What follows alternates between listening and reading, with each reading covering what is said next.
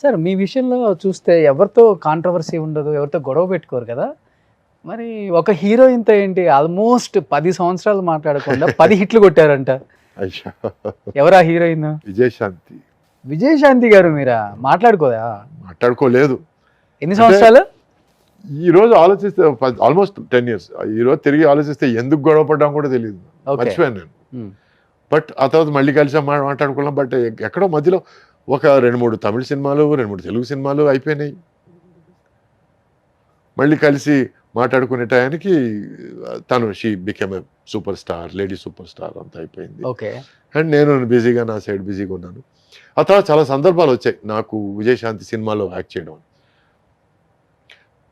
నాకున్న ఫీలింగ్ ఏమిటంటే నేను విజయశాంతి కలిసి సినిమా చేయాలి కానీ విజయశాంతి సినిమాలో నేను ఉండకూడదని.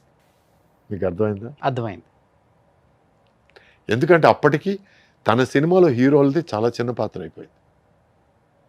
ఎక్కడో సాంగ్స్కి మాత్రం, ఎక్కడో లాస్ట్లో రావడం మాత్రం, అటువంటి లేడీ సూపర్ స్టార్ గా నేను అటువంటి పాత్రలు నాకు రుచించలేదు. I don't want to get into that thing. So I said నన్ను వదిలేయండి. కాబట్టి మళ్ళీ వర్క్ చేసే సందర్భం ఏమో, మళ్ళీ ఈరోజు ఫాదర్స్ గాను మదర్స్ గాను మళ్ళీ కలిసి పని చేస్తాము. Never say never. మళ్ళీ 10 సంవత్సరాల తర్వాత ఎక్కడ హాయ్ చెప్పుకున్నారు? ఊటీలో. ఓకే. ఊటీలో బాలకృష్ణ గారి సినిమా చేస్తుంటాను.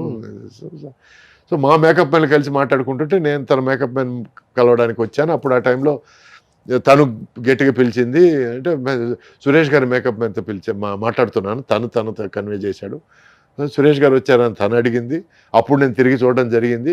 ఒకరినొకరు చూసుకోవడం, ఒక చిన్న మినిట్ పాజ్. ఆ తర్వాత తను లేవడం, తర్వాత నేను తన దగ్గరికి నడవడం, హలో హౌ ఆర్ యూ అనడం, I'm fine how are you అనడం, మళ్ళీ మాటలు స్టార్ట్ అయినాయి. ఆ తర్వాత there calling for the short boy అనడం, వెళ్ళిపోవడం, అంతే అయిపోయింది. అంతే.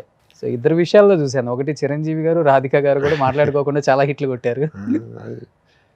అంటే అవన్నీ బాల్యం అనుకుందాం. బాల్యంలో ఉన్న పిచ్చిదనం, లేకపోతే మూర్ఖత్వం, లేకపోతే పట్టుదల, లేకపోతే పంతం, అంతే. సార్ మీ జర్నీలో ఒక వ్యక్తి గురించి అడగకుండా ఫినిష్ చేయలేము అసలుకి. సౌందర్య గారు. ఎందుకంటే ఒక హీరోయిన్ అంటే ఇలానే ఉండాలా, కట్టుబొట్టు ఇలానే ఉండాలి కదా అనే దానికి నిర్వచనం అంటే ఆమె. అమ్మోరు సినిమా నేను యాక్ట్ చేసేటప్పుడు ఆ అమ్మాయిని సెలెక్ట్ చేశారండి. మొత్తానికి మన శ్యామ్ ప్రసాద్ గారు వెళ్ళి బెంగళూరు నుంచి సెలెక్ట్ చేసి తీసుకొచ్చారు. అప్పటికి యంగ్ గర్ల్, అప్పుడు 16 or 17, ఐఎమ్ నాట్ షూర్. నేను ఏజ్ అడగను నేను అమ్మాయి. అప్పుడు డైలాగ్ చెప్తే నేర్చుకొని వచ్చి చెప్పి ప్రతి షాట్కి సార్ సురేష్ గారు కరెక్టేనా మీరు సీనియర్ కదా ఇట్లా మాట్లాడే అమ్మాయి. ఆ సినిమా తనకు ఫస్ట్ మూవీ కదా. First movie. అవును. ఆ సినిమా ఫినిష్ అయ్యి ఆ తర్వాత సినిమా సరిలేదు అనుకోని రెండో సినిమా తీసి రెండో సినిమా రిలీజ్ డేట్ వచ్చేసరికి అమ్మాయికి 8 సినిమాలు రిలీజ్ అయిపోయాయి. అప్పటికి స్టార్ అయిపోయింది, పెద్ద హీరోయిన్ అయిపోయింది. సో ఆ తర్వాత ఏమైంది, ఆ అమ్మాయితో హీరోయిన్గా యాక్ట్ చేశాను. ఆ తర్వాత దొంగాట్లో అమ్మాయికి విలన్గా యాక్ట్ చేశాను. తర్వాత వెంకటేష్ గారితో సినిమా చేశాను నేను, వెంకీతో. మీరు కోటి రామకృష్ణ గారి సినిమా, నేను Deviputrudu. Yes. So beginning Ammoru సినిమాలో ఎట్లా ఉండిందో తన బిహేవియర్, దేవిపుత్రుడు లాస్ట్ సినిమా మేము చేయడం, దేవిపుత్రుడు వరకు బిహేవియర్ ఏమాత్రం మారలేదండి. దానికి మాత్రం నేను చేయెత్తి దండం పెడతాను. ఎందుకంటే కొంతమంది తమ పరిస్థితులను బట్టి, తను తీసుకునే పారితోషికాన్ని బట్టి, తమ ఉన్న లెవెల్ని బట్టి బిహేవియర్లో మారుతుంటాయి. కానీ ఆ అమ్మాయిలు ఎక్కడా బిహేవియర్ మారలేదు. ఫర్ దాట్ ఒక హీరోయిన్కి అది కొంచెం కష్టం అండి, చాలా కష్టం సార్. ఆ మార్పు రాకుండా ఉండడం చాలా కష్టం. ఎప్పటికీ ఒక ఆప్తుడిని, ఒక బంధువుని పలకరించినట్టే పలకరించేది.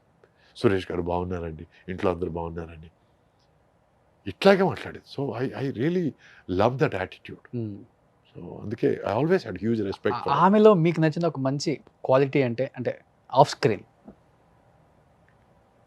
నవ్వు. She had an amazing smile అండి, చూస్తూ ఉండిపోదామనే ఒక నవ్వు. అంటే ఎట్లా అంటే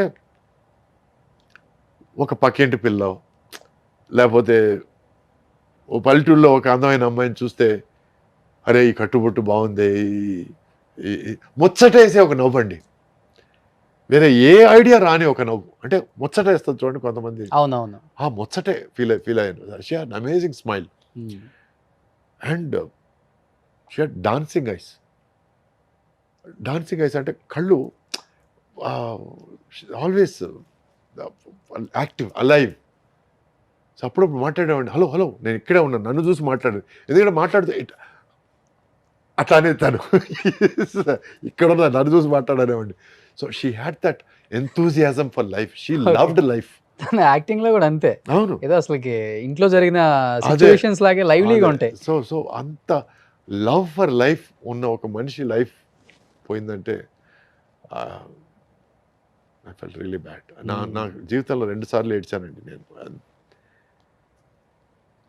ఎందుకంటే ఎక్కడో చిన్న ఫిలాసఫీ నాలో వచ్చిన ఫిలాసఫీ ఏంటంటే, మనం వచ్చాం కాబట్టి పోక తప్పదు.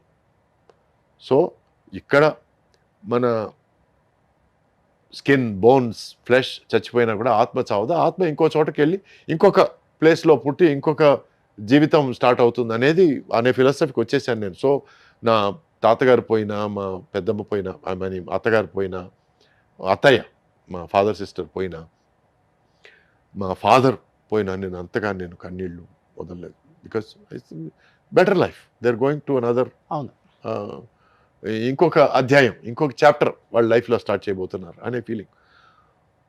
శ్రీహరి, సౌందర్య ఇద్దరు నేను కంట్రోల్ చేయలేకపోయినా. I had tears in my eyes and it was genuine respect and genuine regret that God took them away too soon. చిన్న ఏజ్ లో అదే చెప్తాను, టూ సూన్. ఇంత తొందరగా తీసుకెళ్ళడం అన్యాయం, మరీ అన్యాయం. నేను మాట్లాడాను సార్ 1 వీక్ బ్యాక్ వాళ్ళ హస్బెండ్ తో, అలాగా, రఘు గారితో. అయ్యో, చాలా హ్యాపీగా ఫీల్ అయ్యారు ఆయన. ఎంత హ్యాపీగా ఫీల్ అయ్యారంటే, ఇప్పుడు పెళ్ళి అయిపోయిందంట 2 పాపలు. నేను అన్నాను సౌందర్య గారు మళ్ళీ పుట్టారండి అన్నాను. పుట్టారంటే అవునండి పుట్టారు, సేమ్ డిట్టో అన్నారు. కానీ అమ్మోరు టైంలో ఈ గ్రాఫిక్స్ ఇవంతా గ్రేట్ కదా సార్. ఆ టైంలో అది ఎంఎస్ రెడ్డి గారు, శ్యామ్ ప్రసాద్ రెడ్డి గారికి చెప్పాలండి, credit entire credit goes to him అండి.